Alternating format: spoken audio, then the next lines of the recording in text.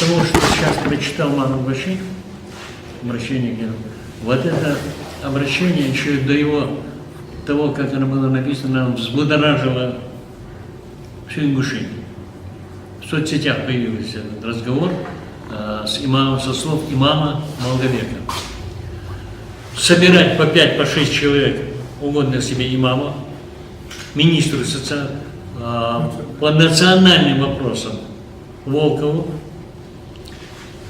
в удобное для него время, и агитировать, чтобы эти имамы говорили, чтобы люди забыли 92-й год и пригородный район.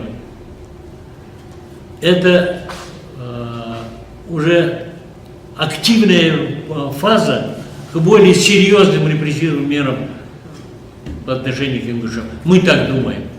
Мы бы ингуши здесь порекомендовали этому Волкову поехать в Беслан, собрать по частям или всем вместе матерей погибших 11 сентября там, 1 сентября. Детей. Сказать им, забыли, чтобы они забыли своих погибших детей там. И после этого, пусть этот Волков приедет сюда и расскажет нам это все. Если он приедет живой оттуда. Это не Волков его фамилия Ежиков.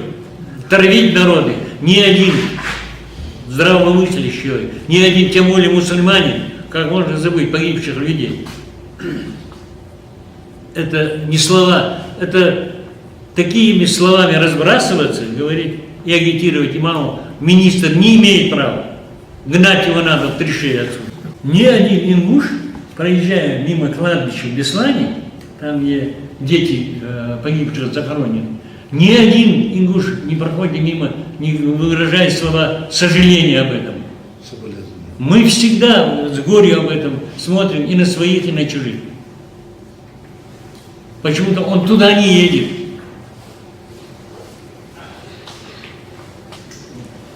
Это прямое оскорбление, как можно забить. Памяти погибших, умерших без вести пропали.